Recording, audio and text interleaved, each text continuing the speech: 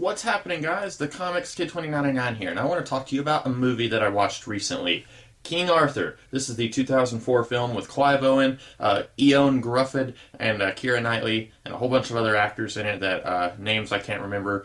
Mads Mikkelsen from the Hannibal TV show, he's in this movie. A whole bunch of actors. And this is, I want to say, probably my favorite King Arthur movie. I can't think of a single movie using the King Arthur characters that's better than this movie. Having said that, this film is not a perfect film, but first, let me go ahead and quickly sum up the plot. Basically, Arthur and his knights, they are all Sarmatian knights, and other than Arthur, all of these guys were gathered up from the four corners of the Roman Empire, and they were basically drafted to serve the Empire for 15 years. And in the case of Lancelot, he was just a little boy whenever they drafted him. So most of these guys, for most of their life, this has been their life. They've been serving the Empire, and this is now at the end of Roman's reign in Britain. We're not really told why, but Rome is pulling out of Britain. They're kind of going to just leave everything, let everything happen the way it's going to happen, and Britain is going to have to fend for itself. Well, these guys, they're all ready to go back to their homes, or at least most of them are,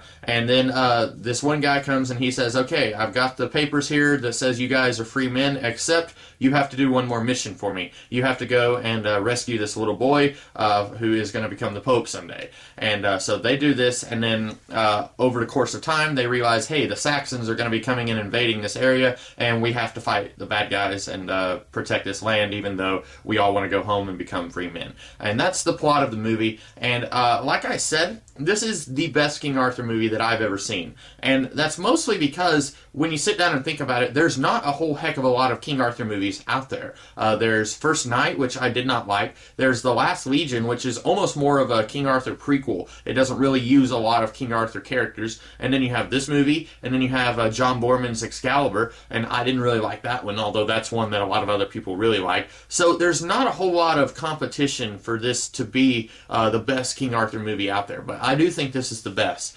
Really, my big problem with this movie, I have two problems. One's not a huge problem. One is kind of a bigger problem. My first problem, like 2 years ago, I did a rant video talking about movies that want to take very mystical stories and then try and demystify them.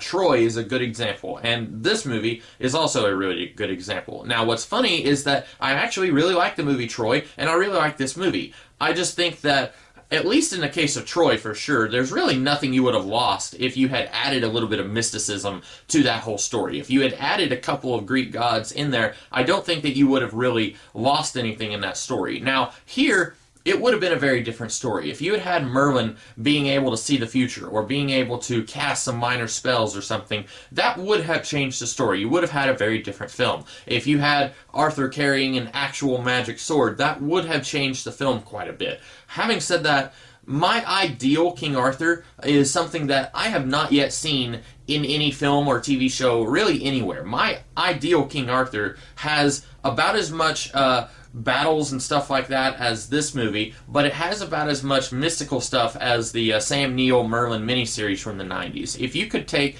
all the mysticism from that miniseries and then apply it to this world that looks historically brutal and bloody and stuff like that, and has a lot of really devastating wars and stuff like that, that would be pretty close to my ideal King Arthur. But that's really just a personal opinion, because there's a lot of other people who, they don't care about King Arthur. They just want to watch a good war movie set in the 5th century. And so this is something that they could very easily get sink their teeth into. And so that's not really a huge problem for me. It's mostly just my personal preference for what I like to see in a King Arthur story. But the other problem, which I do feel like is more of a problem from a film perspective, is that other than King Arthur, most of these characters are very flat and not really explored a whole lot. And that comes from the problem of the King Arthur mythos is so involved, so detailed. It's been evolving over the last 1,500 years.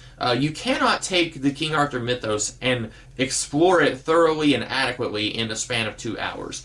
This movie it really focuses on the character of King Arthur. He has a good character arc here where he has to decide, am I a Roman or am I a Briton? Am I going to stay here and help the natives, or am I going to go back to my homeland that everyone else tells me doesn't even exist, that it only exists in my mind the way I see it?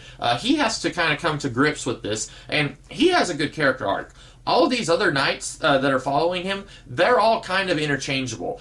You could very easily get Gawain and Galahad confused, and there's really nothing to separate them other than the actors playing those characters. Bors is a little bit distinguished from the others.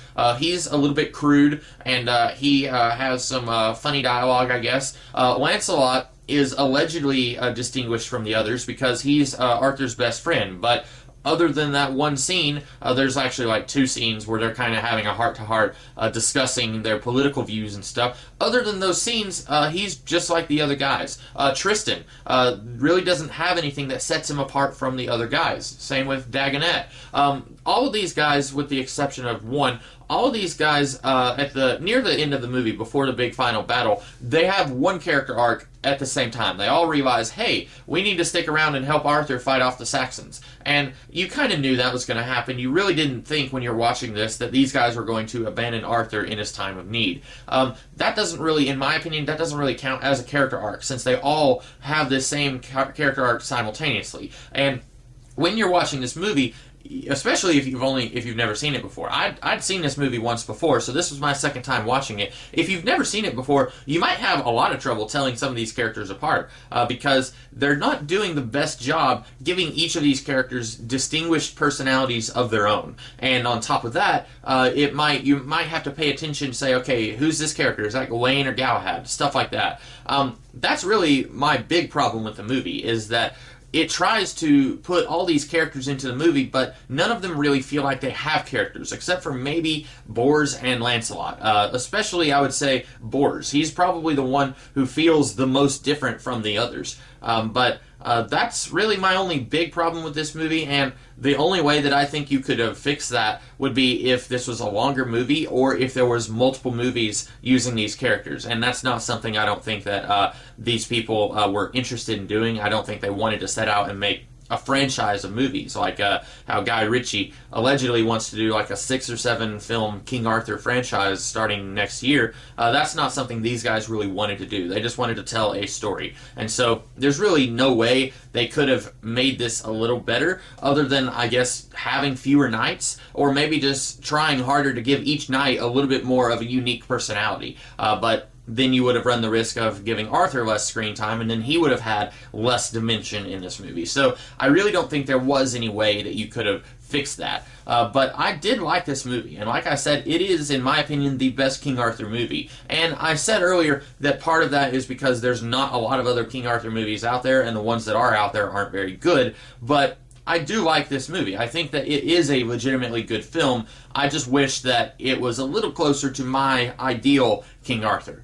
So those are my thoughts on the 2004 King Arthur film. I recommend it if you're a fan of King Arthur. If you are interested in learning more about King Arthur, this might be a good starting spot. Or if you just want to have a good time watching a period war movie, this would be a really good movie for you to watch. So those are my thoughts on this movie. I hope that you guys liked this video. If you did, be sure to like, share, comment, and subscribe. And I will be back later in the week with some other videos. And next week I'll have other videos as well. So I will see you guys in the future. Have a great rest of the day.